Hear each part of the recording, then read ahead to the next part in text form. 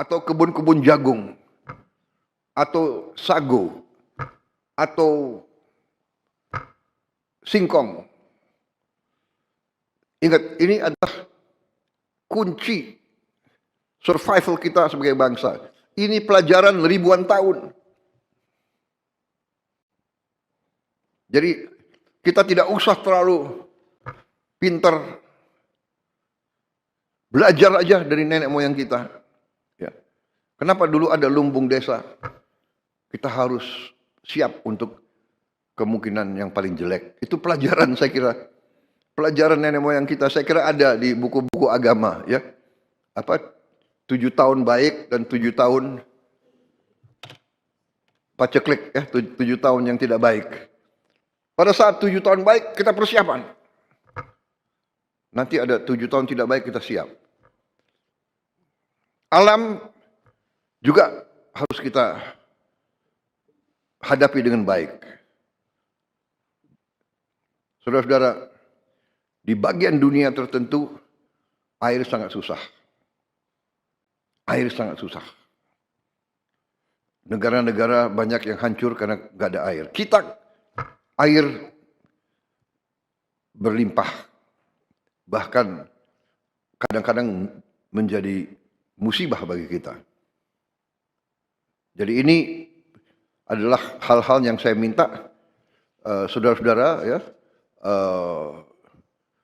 menggunakan sebagai dasar. Basic azas yang paling penting adalah jamin makan. Kita bersyukur begitu di tengah badai, di tengah bencana, sumber makan kita, pangan kita cukup. Bahkan Menteri Pertanian laporan kepada saya untuk daerah-daerah terdampak bencana, kita mampu dari pemerintah pusat mengirim 3 kali kebutuhan. Jadi tidak ada alasan di daerah terdampak kesulitan pangan. Ya, tidak ada alasan untuk khawatir karena kenyataannya kita mampu. Memang dilaporkan kalau tidak salah ada berapa puluh ribu sawah yang rusak, 70.000 ya. Semuanya di 3 provinsi 70.000. 3 provinsi 70.000 hektar yang rusak. Kita akan kembalikan segera. Tapi kita sudah punya antisipasi. Kita sudah siapkan sawah-sawah baru yang cukup besar. Mungkin tahun ini Menteri Pertanian kita siapkan sawah baru 225.000 hektar. Dan terus kita akan siapkan tahun-tahun yang akan datang. Tetapi strategi kita sekarang adalah tiap kabupaten harus swasembada pangan. Yang kabupaten yang paling sulit medannya pun kita harus cari benih yang cocok. Ya, mungkin di pegunungan itu mungkin perlu perhatian yang khusus ya untuk sumber karbohidrat dan sumber protein. Jadi maksud dan tujuan kita bentuk komite ini untuk membantu semua gubernur dan semua bupati ya untuk mempercepat pembangunan supaya anggaran bisa langsung terwujud. Harus terwujud untuk kepentingan rakyat. Program-program penting pemerintah untuk membantu percepatan pembangunan Papua juga adalah sama dengan untuk daerah-daerah lain. Program makan bergizi gratis sudah sampai ke Papua. Mungkin masih ada beberapa yang belum sampai, daerah-daerah terpencil, tapi kita akan tuntaskan. Sekolah rakyat juga juga dinikmati sampai di tiap kabupaten. Kampung nelayan tentunya di daerah pesisir. Pembangunan fasilitas umum, ketahanan pangan, food estate, ini menjadi prioritas. Jalan Trans Papua juga harus kita tuntaskan supaya akses ke semua bagian dari Papua lebih baik, membuka daerah-daerah yang terisolasi, juga agar harga logistik bisa kita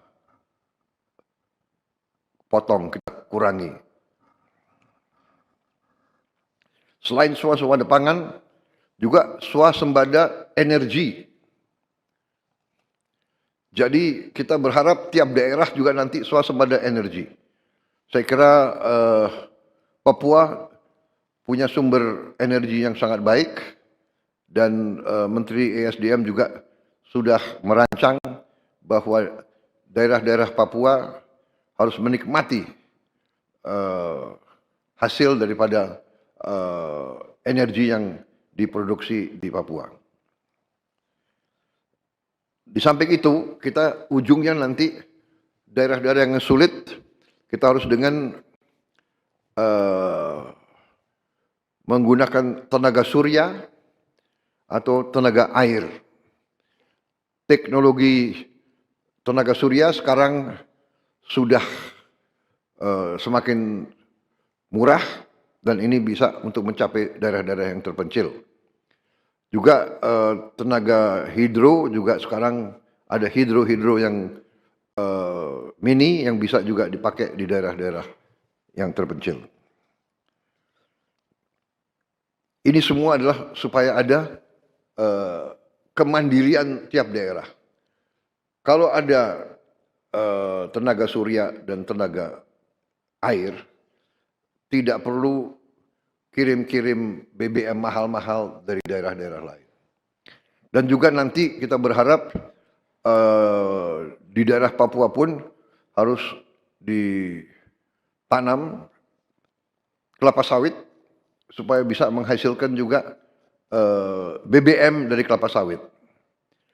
Juga tebu menghasilkan etanol. Singkong, kasava juga untuk menghasilkan etanol.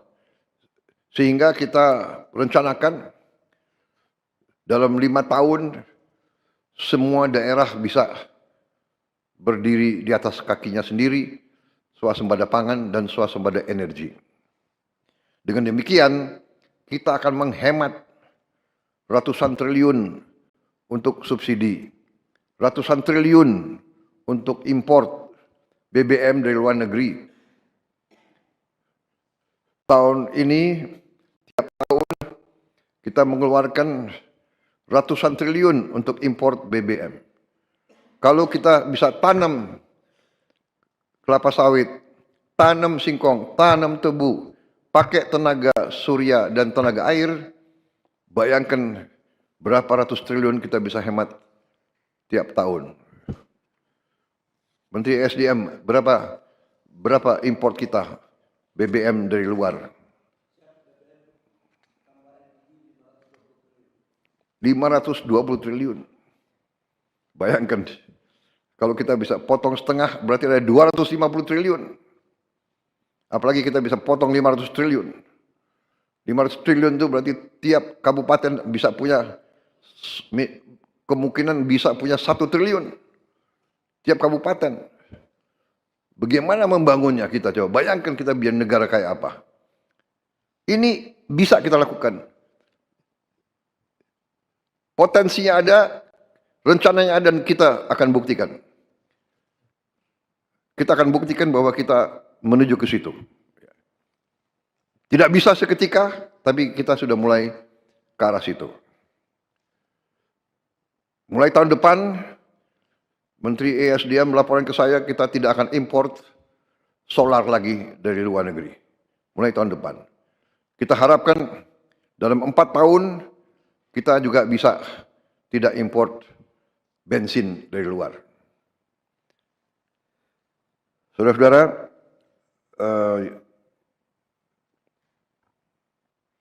yang saya minta para bupati, para gubernur, koordinasi yang sangat dekat sama komite dan sama pihak pusat dari Bappenas, ya, dan menteri-menteri terkait, sehingga bagi kita jelas prioritas saudara apa. Silakan saudara-saudara merancang, para bupati sama gubernur, apa yang menjadi perhatian utama saudara-saudara, kesulitan utama saudara-saudara, prioritas saudara-saudara. Tidak mungkin kita bisa selesaikan semua seketika. Tapi kalau kita punya prioritas saudara-saudara, kita akan cocokkan dengan kemampuan yang bisa kita lakukan sekarang. Yang jelas dana otonomi khusus, ya, yang tahun ini belum dicairkan, ya, Menteri Keuangan. Dana otonomi khusus Pak sudah dicairkan Pak semuanya untuk tahun ini 12,696 triliun Pak. Tahun ini. Ini akan dijadikan satu tahun depan. Tahun depan berapa dana otonomi khusus? Dana otonomi khusus tahun depan agak turun Pak. Di anggaran tahun 2026 itu sebesar 10 triliun. Jadi tahun depan kita akan punya 12 tambah 10. Yang tahun ini kan akan dijadikan satu sama tahun depan. Sudah, catatan kami sudah dicairkan Pak yang tahun ini. 12 triliun lebih tadi. Sudah dicarikan? Sudah Pak. Depan ke daerah-daerah? Sudah ke daerah-daerah semua Pak. Sudah ya berarti? Para gubernur sudah? Sudah?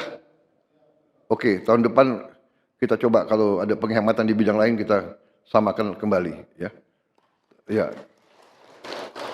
Tapi saya minta benar-benar para gubernur, bupati bertanggung jawab, ya.